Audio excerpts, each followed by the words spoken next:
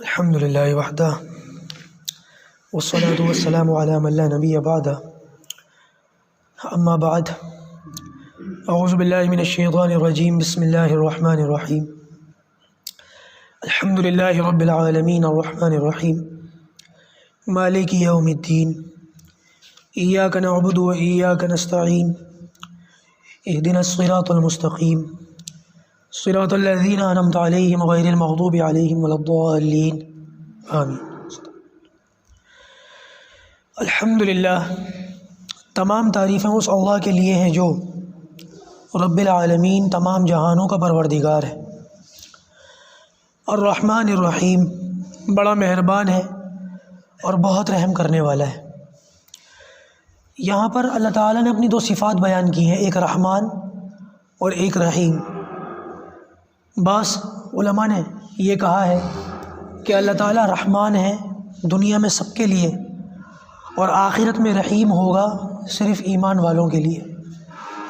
اسی طریقے سے بعض علماء فرماتے ہیں کہ اللہ تعالیٰ رحمان، ایسا رحمان کہ جس سے جب مانگا جائے تو دیتا ہے، اور رحیم یعنی کہ ایسا رحیم کہ جس سے نہ مانگا جائے تو ناراض ہو جاتا ہے۔ اسی طریقے سے یہاں ایک نقطہ یاد رکھنے کی ضرورت ہے، نقطہ نہیں دراصل مسئلہ ہے۔ مسئلہ یہ ہے کہ آج کل ہمارے یہاں بہت سارے لوگوں کے نام ہوتے ہیں، عبد الرحمن، فضل الرحمن۔ اب یہاں پر اللہ تعالیٰ کا نام ہے الرحمن، صفاتی نام ہے، اور یہ اللہ تعالیٰ کا ایسا صفاتی نام ہے جو اللہ تعالیٰ کی ذات کے ساتھ خاص ہے۔ اللہ تعالیٰ کی ذات کے ساتھ یہ نام خاص ہے، کسی اور کے ساتھ یہ نام ہم نہیں رکھ سکتے۔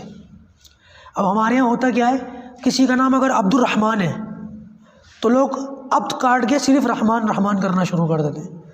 بہت سارے لوگ ہیں جن کا نام فضل الرحمن ہے، دیکھو ہمارے بھائی بیٹھے عطاء الرحمن، ان کا نام ہے عطاء الرحمن، اور عام طور سے ان کی بھی شکایت ہے کہ لوگ ان کو عطاء الرحمن کے بجائے یا تو عطا کہتے ہیں یا رحمان رحمان کہتے ہیں۔ جائز نہیں ہے۔ وہ کسی دن ایک بھائی نے مجھ سے سوال پوچھا تھا کہ جب سارے ہی نام اچھے اچھے ہیں تو علماء سے نام پوچھ کر رکھنے کی ضرورت کیا ہے، ویسے ہی اپنے طور سے نام رکھ لیں۔ مجھے بتائیں اپنے طور سے نام رکھنے کا کتنا بڑا نقصان ہے۔ مرسلین، بہت سارے لوگوں کا نام سنا ہوگا آپ نے، جائز نہیں ہے یہ نام رکھنا۔ پرویز نام سنا ہوگا آپ نے، بہت سارے لوگ، جائز نہیں ہے نام رکھنا۔ فیروز، کتنے مسلمانوں کا نام سنا ہوگا آپ نے، جائز نہیں ہے نام رکھنا۔ اور ہمارے یہاں یہ نام عام چل رہا ہے، آپ کو ہر گلی میں ایک دو فیروز، ایک دو پرویز مل جائیں گے، ایک دو مرسلین بھی مل جائیں گے۔ یہ غلطی کہاں ہوئی؟ اپنی مرضی سے نام رکھنے کی وجہ سے۔ اور ایک بڑی مصیبت آج کل لوگوں میں یہ عام ہوتی جا رہی ہے، لوگوں کو ایک اصول بن گیا ہے، جب بچہ کہیں پیدا ہوتا ہے تو لوگ سوچتے ہیں اس بچے کا وہ نام رکھو جو قرآن میں ہو اور ساری دنیا میں کسی کا نہ ہو۔ یہ میری سمجھ میں نہیں آتی بات۔ ایسا نام رکھو جو قرآن میں تو ہو لیکن یہ نام ساری دنیا میں کسی کا نہ ہو۔ یونیکنیس کے چکر میں اتنا بیڑا غرق کرا اپنی نسل کے ناموں کا ہم نے، بڑا عجیب لگتا ہے۔ تو بھائی اس وجہ سے میں کہتا ہوں کہ علماء سے پوچھ کر نام رکھنے کی بڑی سخت ضرورت ہے۔ علماء سے پوچھ کر نام رکھیں، وہ آپ کو صحیح نام بتائیں گے۔ آپ ایسے بہت، میں نے دو تین نام کی مثال دی ہے آپ کو، پرویز، فیروز، ایسے بے شمار نام ہے لوگوں کے اندر، عجیب و غریب قسم کے نام۔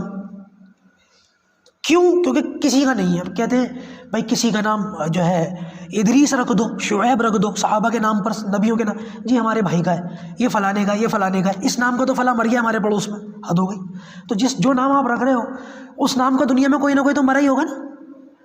لیکن وہ یونیکنیس کے چکر میں جو ایک نیا ٹرینڈ چلایا نا لوگوں نے، جو چلایا ہے، اس کی وجہ سے ہمارے یہاں ایسے عجیب و غریب قسم کے نام آ گئے کہ وہ کسی نے مذاق میں کہا تھا کہ یہ جو ہمارے پڑوس ملک میں ایک چائنا نام ہے، چائنا کے نام سے ایک ملک ہے، کہ وہاں پر بڑے عجیب عجیب نام ہوتے ہیں، بڑے عجیب و غریب۔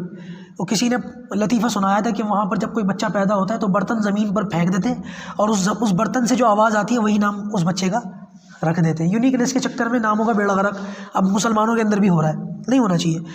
تو اصل مسئلہ یہ بتا رہا تھا کہ رحمان جو لفظ ہے یہ اللہ تعالیٰ کی ذات کے ساتھ خاص ہے، یہ لوگوں کا نہیں رکھا جا سکتا۔ عبد الرحمن کا کہنا چاہیے، رحمان نہیں کہنا چاہیے۔ لیکن یہ جو رحیم ہے یہ اللہ تعالیٰ کی ذات کے ساتھ خاص نہیں ہے، یہ مخلوق کا بھی ہو سکتا ہے، کسی کو رحیم کہہ سکتے ہیں، جیسے کہ خود اللہ تعالیٰ نے قرآن مجید میں نبی اکرم صلی اللہ علیہ وسلم کو فرمایا بالمؤمنین رؤوف الرحیم، اللہ کے رسول جو ہے رؤوف ہے، رحیم ہے۔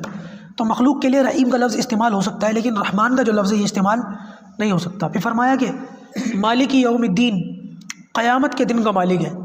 قیامت کے دن کا مالک اس لیے کیونکہ جو بادشاہتیں لوگوں کو ملی ہوئی ہیں قیامت کے دن ختم ہو جائیں گے۔ اور ایک دوسری وجہ یہ بیان کی جاتی ہے کہ قیامت کے دن جو لوگ انکار کرتے ہیں قیامت کے دن وہ لوگ بھی مان لیں گے کہ ہاں مالک تو ہی ہے۔ دنیا میں آج بہت سارے لوگ ہیں جو اللہ تعالیٰ کے وجود کے ہی قائل نہیں ہیں، قیامت کے دن وہ بھی قائل ہو جائیں گے۔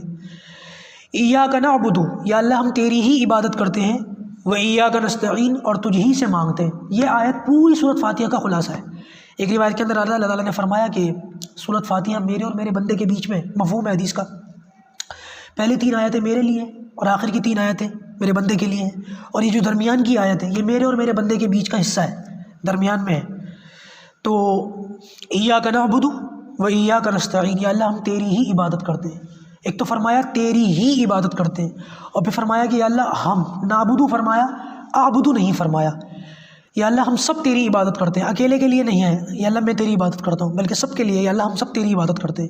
اس کا مطلب یہ ہے کہ اگر دوسرے لوگوں کی شاید اللہ تعالیٰ کی عبادت پسند آ جائے تو ممکن ہے میری کمی کوتاہی کی وجہ سے اگر بات رہ جاتی تو اللہ تعالیٰ ایک کی وجہ سے میری بھی قبول فرما لے۔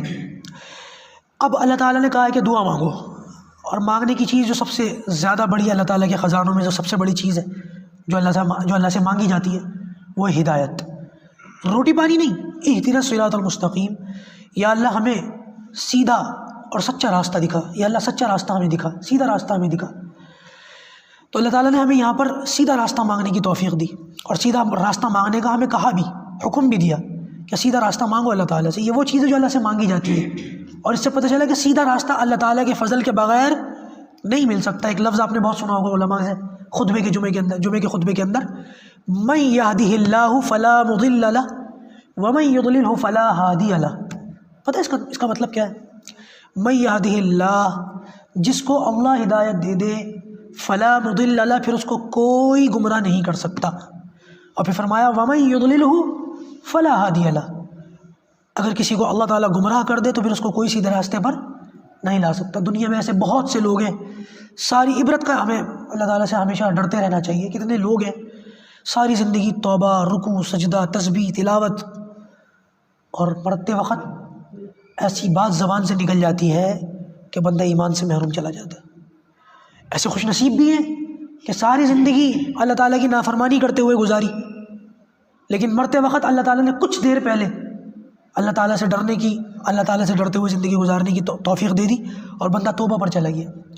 بہرحال یہ اللہ تعالیٰ کا قانون نہیں ہے، قانون تو یہی ہے کہ جو بندہ ساری زندگی جیسی گزارے گا مرتے وقت اس کو وہی اعمال نصیب ہوں گے، لیکن نیکیاں کرتے کرتے اللہ تعالیٰ سے ڈرتے رہنا چاہیے۔ جو نیکیاں میں کر رہا ہوں میرا کمال نہیں ہے، یا اللہ اگر تو چاہے تو میرے آخری وقت میں مجھے اس سے محروم بھی کر سکتا ہے۔ جو نیکیاں میں کر رہا ہوں یہ اصل تیری دی ہوئی طاقت اور تیری دی ہوئی توفیق ہے، میرا کمال نہیں ہے، اپنا کمال نہ سمجھے۔ اللہ تعالیٰ ہمیں سب ان باتوں پر عمل کرنے کی توفیق عطا فرمائے۔ انشاءاللہ کل سورۃ فاتحہ کا ترجمہ مکمل ہو جائے گا۔ اللہ تعالیٰ سے جو کہا گیا سنا گیا اس پر ہم سب کو عمل کی جو ہے توفیق اور دعا مانگتے رہنا چاہیے۔